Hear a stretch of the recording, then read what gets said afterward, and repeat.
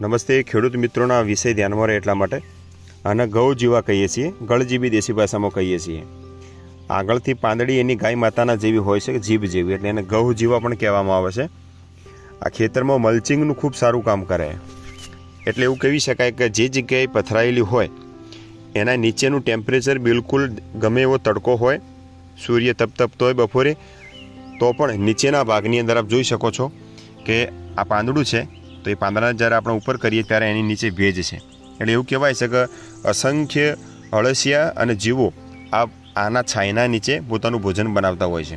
એટલે ખેતરની અંદર કોઈ જગ્યાએ આ ઘઉં જીવા હોય તો એને વધુ હોય તો એને ચારામાં ગાય માટે ઉપયોગ કરી શકીએ છીએ, પરંતુ વધુ હોય તો ખેતરની અંદર વરિયાળીની અંદર એરંડાની અંદર હોય તો એને રાખીએ એટલે ધરતી માતાના વસ્ત્રના રૂપે કામ કરે છે. આ પાણીને બાષ્પીભવન થવા દેતું નથી. આના નીચે હજારો જીવજંતુઓ પોતાના સૂર્યપ્રકાશથી બચવા માટે નીચે અળસિયા અને કામ કરતા હોય છે. એટલે આપ જોઈ શકો છો કે નીચે ભેજ છે, આની નીચે અળસિયા પણ કામ કરતા હોય છે. એટલે કુલ મળી અને આપણે આ ઘઉં જીવાના ખેતરમાં આપણે બચાવીએ. જ્યાં પણ હશે ત્યાં પાણીનું બાષ્પીભવન નહીં થવા દે, ભેજ રાખશે અને અસંખ્ય જીવજંતુઓને પણ પોતાના ખેતરમાં બચાવશે. અને ઘઉં જીવા ગળજીબી કહીએ છીએ. એટલે આપણી એક મિત્ર વનસ્પતિ કહી શકાય.